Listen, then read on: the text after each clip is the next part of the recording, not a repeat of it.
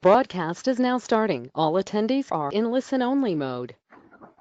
Hello, everyone, and welcome to our discussion on the Profit Analysis Report in Design Manager. My name is Brad, and I'll be hosting the demonstration today. If you have questions during the webinar, feel free to enter them into the questions pane on your GoToWebinar panel. If the question is outside of the scope of today's discussion, please email them to support@designmanager.com. Lastly, if you missed a portion of the webinar or want to review any of our past discussions, go to our YouTube channel at Design Manager Inc., Design Manager INC, for a complete listing of all sorts of topics, including our quick start videos, short helpful tutorials, and comprehensive webinars that we categorize into our project management courses, accounting courses, along with all of our weekly webinars, such as today's presentation. Okay. Now, today we'll be discussing one of the most useful and straightforward reports in Design Manager, the Profit Analysis Report. In the simplest terms, the Profit Analysis Report allows one to monitor the presumed or estimated cost from your vendors and the corresponding selling price to your clients versus what the company truly paid for the goods or services and the amount actually invoiced to the client. By doing so, the Profit Analysis Report provides one of the easiest means to stay abreast of the profitability of the project throughout the entire design process. Okay, let's get started. Now, to further define the intent of the report, the Profit Analysis will, by default, show each item within the specified criteria, focusing on the cost, price, and profit of those items. The report's going to show all items that are not designated as inactive in specifications for all projects that are not closed. The Profit Analysis Report is found on your project reports, and about 2/3 of the way down, we can see our Profit Analysis Report. And like any report that you find useful, be sure to click the Add to Favorites button to put it on your Favorites menu for easy access. And let's go ahead and see what options are available for us. And you can see quite a few for this report. Let's go through the ranges first. Remember, ranges when running a report in Design Manager are only used to narrow the scope of the report. If you want to see all information available, just leave the ranges blank. So first we have our client and project range. Fairly straightforward. You can input a particular client, most useful if they have multiple projects, and see all the profit analysis information for that given client. Or you can narrow it down to a single project or a range of projects. The sales category. You might want to review profitability only on a particular type of good or service to your clients, such as furniture, accessories, or perhaps you're interested in reviewing the cost of all floor coverings invoiced within a particular time frame. All of this can be done using the sales category range. Next, we have location. This is location within a project. So in general, you'll use that in conjunction with a project range as well. If you only input a particular location, say living room, you're going to see all of the items for any project that has a living room location. So be aware of that. Manager or designer, this is the individual associated with the project as defined on the project window. It makes it very easy to review all projects for a particular team member. Proposal number range within a project. Again, be sure to use that with a project range so you can focus on the profitability for a particular proposal or range of proposals within a given project. Invoice number, you might want to review the profitability for a particular invoice. And towards the bottom, we have invoice date range. Same idea as the particular invoice. What was the profitability and pricing for specifications invoiced to your client or clients over a given time frame? So lots of ways to focus on profitability based upon project, proposal number, location, etc. So you can really hone your information to the desired set. Formats. Now, you can see tons of formats here. We're going to circle back to those in a little bit later, as we're going to need to review the information that's displayed on the profit analysis report first before discussing ways to organize it. And we have plenty of other options here as well. Show full description. Well, fairly straightforward. Do you want to see the entire description of the item or just the first line? Show component detail. Besides showing the item information, this would also show the component reference number, type, and pricing breakdown for each component within the item.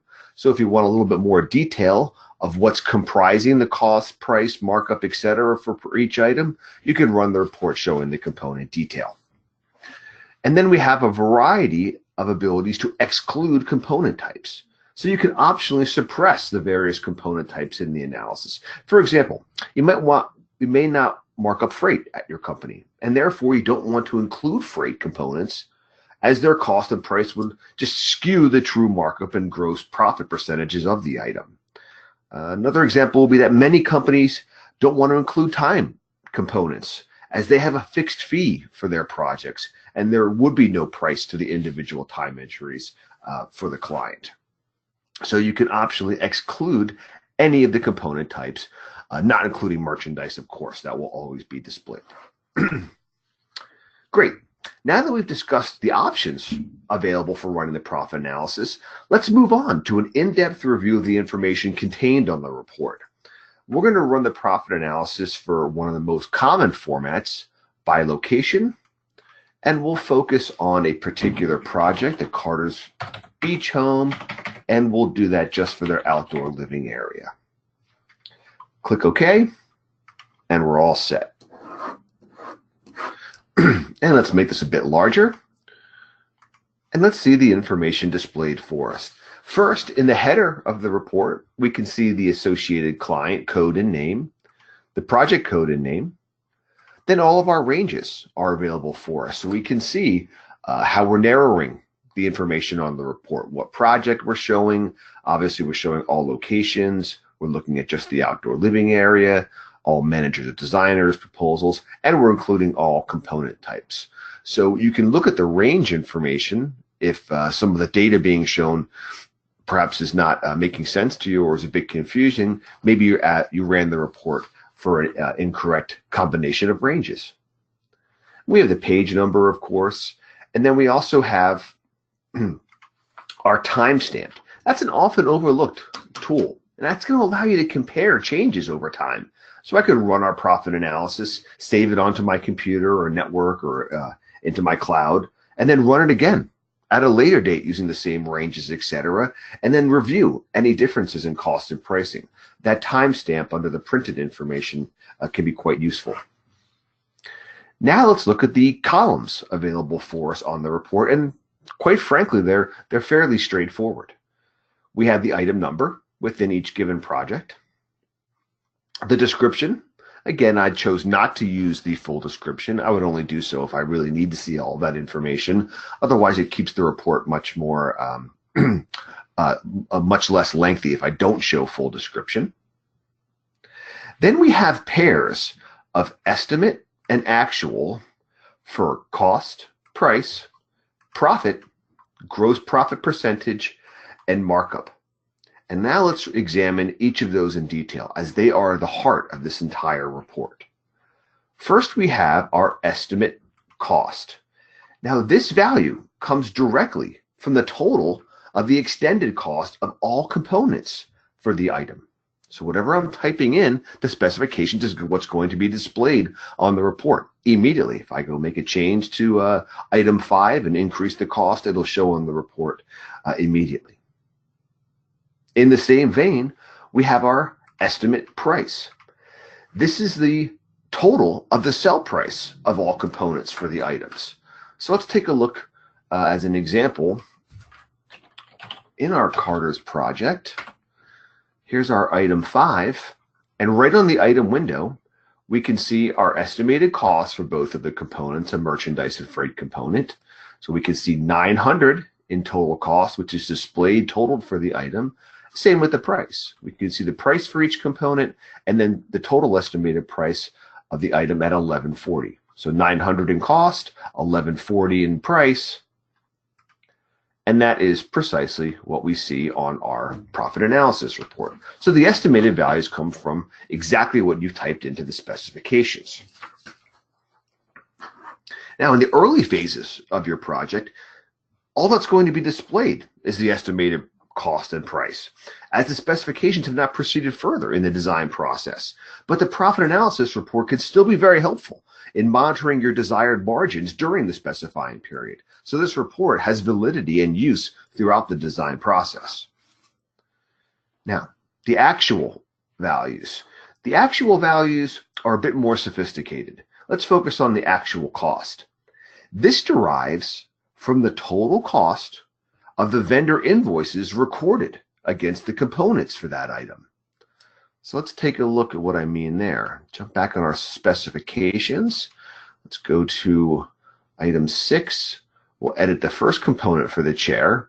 And on our order status tab, we can see our vendor invoice. We have a single one recorded, the cost being $804.25. Let's use our move next, and we can see the vendor invoice for our freight at $71. So if we look at our profit analysis report, $804.25 and $71 is indeed $87.25. So the actual cost comes from all the vendor invoices or bills that I've recorded so far. So with that knowledge, if I run a profit analysis report and see no actual cost, I know immediately that we haven't recorded any vendor invoices or bills from the vendor for that particular item. Now, if you don't use Design Manager for your accounting, you would obviously never see any actual cost listed here, of course. Let's quickly see how that works in practice.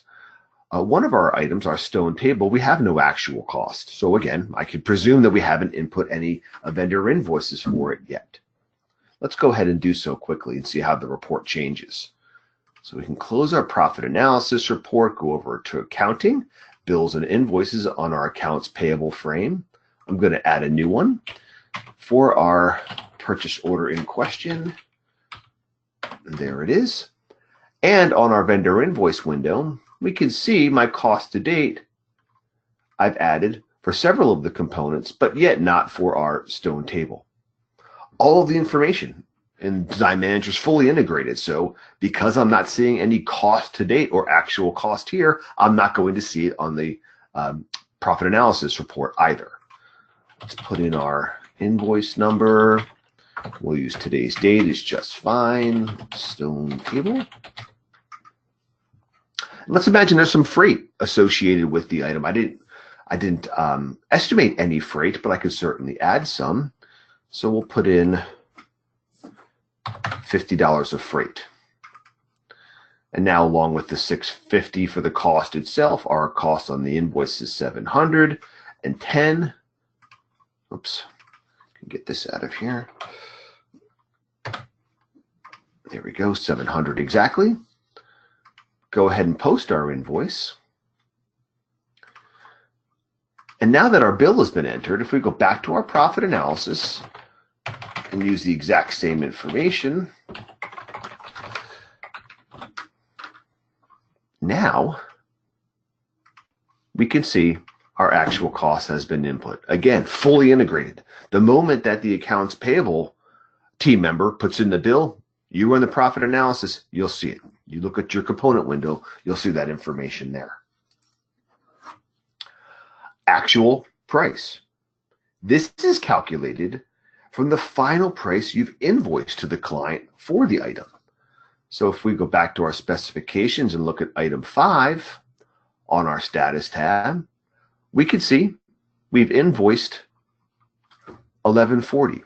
The profit analysis report, to note, won't include sales tax. So even though we've invoiced a total of $11.97, $57 of that is sales tax. So our $11.40 is what we've invoiced to the client for this item, which is exactly what we see on our actual price for that particular item. Again, running this report, if I don't see any actual price here, I can assume that I haven't invoiced the client, or for some reason, I've removed any invoices that exist. And again, just for an example, let's go ahead and invoice our stone table. So back to our client invoices under our accounts receivable, add an invoice for our particular beach home. stone table final bill, whoops, as our description. And there it is. And if we go ahead and print and post our invoice, accept, close our invoice window, rerun our profit analysis report,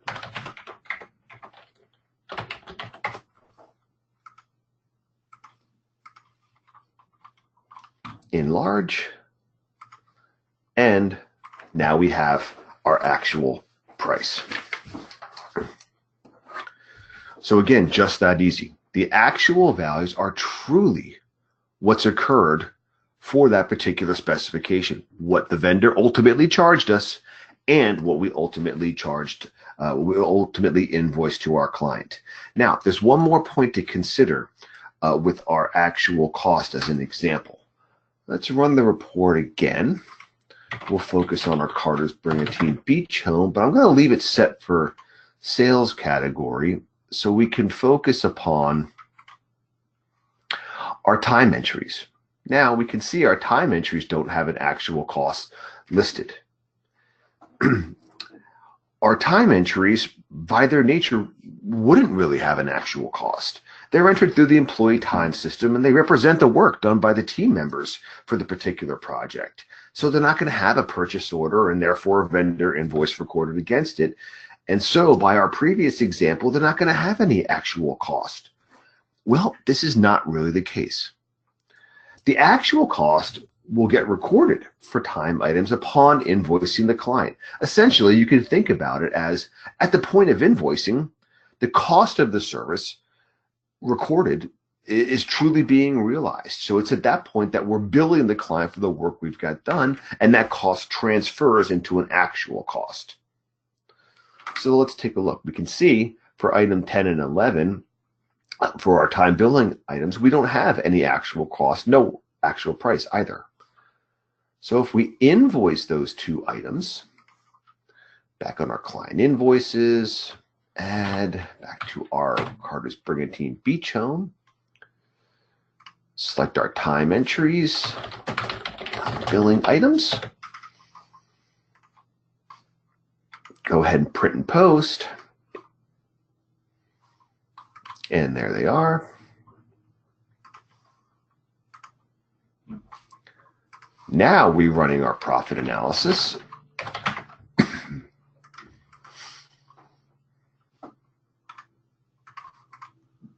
And there we go. So the moment that we've invoiced the client for the price or the rate of those time entries, does the cost get realized as well? So that's how time entries are handled. They would never have a true bill from the vendor in most cases. So upon invoicing them, that's when the actual cost will get recorded as well. Fantastic. Now that we know how the estimated cost and price and the actual values get recorded, all of the other columns are simply derived from those values. So the profit would be the difference between the estimated price and the estimated cost, and it is 150. Same with the actual. Profit would be the difference between the actual profit and the actual the actual price and the actual cost. From there, we have our gross profit percentage. Gross profit is the profit divided by the price, again, for actual and an estimate, while markup is the profit divided by the cost, as you can see. And depending on the firm, they're more interested in either gross profit or markup percentages. So all of that information of the final three columns really is just calculated from the first four for our estimate and actual costs and prices. Then we can see we have totals for each, in our case, sales category, total for the project, and total for all orders. And we even display how many items are listed in the entirety of the report as well. Okay, tons of information there. Very straightforward report, but extremely valuable throughout the design process. Now we can circle back to the variety of formats available besides the few that we've utilized so far. The format options predominantly determine how you want the items to be grouped and categorized. So let's run our profit analysis here. We've already discussed running it sorted by sales category. In this case, the items will be in reference number order, grouped and sorted by sales category within a project. And since we've done that a few times already, let's show another option, the show component detail. If we click yes here, a few things. First, now I've run it for all active projects. We don't just have one line for our item. Rather, we can see all of the components that comprise that item, as I alluded to at the beginning of the discussion. So if you're ever in question of why a cost or price may be appearing to you as incorrect or warranting some further analysis, you can run it with the component detail, and you'll see each of the components, their types, and their respective cost, price, etc. When running, we can see I'm going to have all of our sales categories listed. Then I'm going to have my project total. When using the component type, when showing the component types, we also have our profit summary by type. So you can see for the entire project, your cost on merchandise, freight, installation, labor, along with the prices, etc. So you have another summary information there. And then we page break on project as well. So you're always going to have a new page when a new project begins.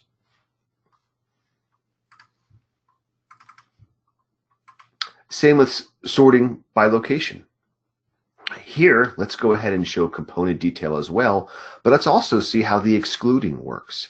Perhaps, again, my freight doesn't get marked up and I want to have an accurate portrayal of my pricing just on my merchandise. So I could choose to exclude freight.